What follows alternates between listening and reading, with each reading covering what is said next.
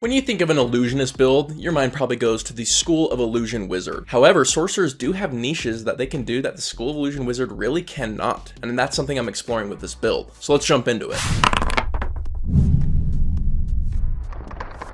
In order to pull this build off, I went custom lineage. I put 2 points into charisma, made sure we had dark vision, and most importantly, I took the Eldritch adept feat, Misty Visions. Misty Visions gives us the silent image spell as a cantrip. This is a really powerful and largely slept on feat. Having Misty Visions as a cantrip is an absolute workhorse. It has so much utility in so many situations, including combat, and this build is really going to take a ton of advantage of what Misty Visions does for us. But before we get into all of that, let's talk about our stats. We're going to be going primarily into charisma, then we're going to be going into constitution as our secondary and dexterity as our tertiary. At our first level, we get the first synergy that sorcerers really bring to an illusionist, and it actually comes from the Storm Sorcerer. Most people don't look at the Storm Sorcerer and say illusionist, but Tempestuous Magic has fantastic synergy with Misty Visions. Why? Well, Tempestuous Magic allows that whenever you cast a first level spell or higher, you get to move 10 feet flying with no opportunity attacks before or after that spell. By having Misty Visions, we can now cast first level spells an infinite amount of times, so we can always proc Tempestuous Magic whenever we need to. So we always have extra movement and disengage whenever we need to have it. Now I hear you saying that, yo, you could totally cast Silent Image and create a wall between you and the person pressuring you, and then you could get your disengage for free that way. And while that's true, it completely limits your options. Now you have to deal with the disengage. But if you think about it, if you can disengage without having to use your illusion is now available for so many different things. You could create a bunch of different allies who seem to be ambushing the enemy. So now they have a bunch of moving rogues behind them, so we can create these distractions on the battlefield. We can create mist or darkness around our mage. We could create caltrops. We can make it look like we're throwing down a massive pile of caltrop, and enemies probably don't want to go stepping on caltrops, so we can control the battlefield. We can create illusions of all of our allies moving around, so it's hard to tell which one's real and which one's an illusion. You can have them running all about. You can have a lich come around the corner floating. It might be a really intimidating moment. It might freak those enemies out, especially if they're intelligent enough to know what a lich is. My point being is that once you remove your need for disengaging, your applications for your spells go crazy. Now, Minor Illusion is a great cantrip, and it has some advantages over Silent Image. It doesn't take concentration, and it can do sound. However, Silent Image has a 9 times greater area. It doesn't have the limitation of needing to be an object. It can be anything visual, meaning you can create darkness, and it also moves. This opens up so much application to what you can do with that single spell. Now, in order to keep it moving turn by turn, you're going to need to continue using your action and concentration to do that. But honestly, most application you're going to get in that first round. Really powerful stuff. Really underestimated how powerful it is. Trait Monk does a great video called the Minor Illusion Guide for D&D 5e. I'm gonna have it linked in the description down below. This video talks about the 5 different ways to use illusions to your advantage, mostly focused on Minor Illusion and how you can get so much more utility and power from Minor Illusion than you can, say, Firebolt. That damage isn't always the answer. You can actually do a lot of powerful things with just Minor Illusion. Now, he put those into 5 different categories. The categories are Blockade, Distraction, Alternative Targets, Intimidation, and Obscuration. What's really cool is we can take those same concepts and just bring them to 11 using Minor Illusion. Talking about distraction. As a distraction with Minor Illusion, you might create a wax statue of a halfling that appears right next to them. That's a decent distraction, but think about how much better the distraction is if you can create 4 or 5 halflings who are coming from the sides, their peripheral vision, moving towards them with knives out. You're probably going to react to that and do something about it, potentially spending an action. But the point is, by having Silent Image, we open up a whole new playbook of plays we can make with our illusions as a cantrip. And think about how big of a workhorse of a cantrip this is going to be for us. 10 feet of extra movement, flying, no opportunity attacks, and then can do any of these things for us. We're going to be using this all the time. You can be absolutely moving around the battlefield, and that's what supports need. One of support's jobs is to make sure that they don't die, and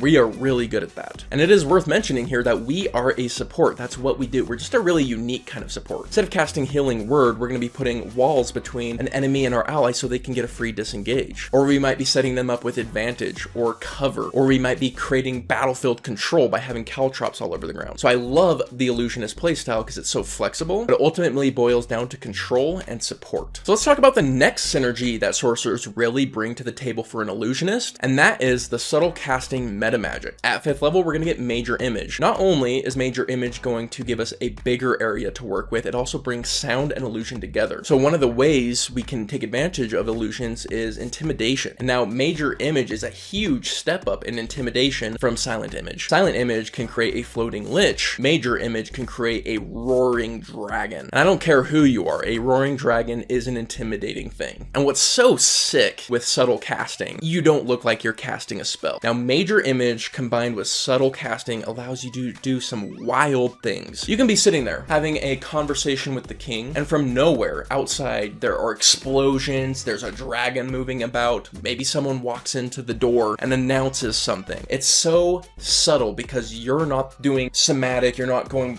yada yada yada, a dragon appears, you're just sitting there having a conversation and a dragon appears. Think about how much more effective an illusion is going to be when there's no preamble, there's no spell casting before it happens. That spell casting is a trigger that, hey, something is going on. Without it, you can create just such a wide variety of situations. It's actually mind-boggling. Which kind of brings me to the point that this is for creative players. There is no standard action, bonus action, reaction with this build. No, every situation is unique and you need to bring a unique tool. And that is the power of an illusionist, is you can create so many unique tools and get so many advantages in so many situations in and out of combat. And I love that. It is such an amazing playstyle for somebody who is creative and fast thinking and likes to mix it up. Some other cool ideas here is if we have an odd amount of charisma, we might consider taking the Telekinetic feat. This allows us to have our mage hand go further and be invisible. The combination of Major Image and Mage Hand, for example, can allow us to create a person who can talk and can give somebody a handshake. Technically, what I just said doesn't work because we need to use our action to move the Major Image as well as the Mage Hand, but maybe your DM lets you get away with it, and I would because I think that's really cool. Similarly to Mage Hand, you can also do something like Prestidigitation, which can actually create a smell to make your illusion more realistic. It's a little bit extra, but it's a cantrip, and honestly, if we're casting something like Disguise Self, we can put perfume on us to make us smell more like a noble. The sky's the limit, but the idea is that if we're affecting senses in so many different ways, Prestidigitation is a great application there. Similarly, Minor Illusion is great for sound. We have Silent Image, infinite casts, but it doesn't make any sound, so by having Minor Illusion, we can now create sound situations as well as these image situations. Major Image is really representative of bringing those two together. But a lot of situations aren't going to require them brought together, and because the resource cost for both the image and the sound is so low, we can do it all the time. Now, with all that being said, it's pretty obvious that our concentration is going to be used quite often, so we need to make sure that we're weaving in spells that are powerful without that concentration. So spells like Chromatic Orb are great for still proccing Tempestuous Magic and allowing us to do damage in between our illusions. Now we take all of these concepts and then we mix in fight-winning spells, Hypnotic Pattern, Nether's Mischief, and it really allows us to get away with a lot. Once we hit 5th level spells, we get Seeming, and we can bring our allies all illusioned, all disguised in so many different places. And then once we hit 6th level spells, we can upcast Major Image to make it permanent. But it doesn't require concentration anymore, so you can do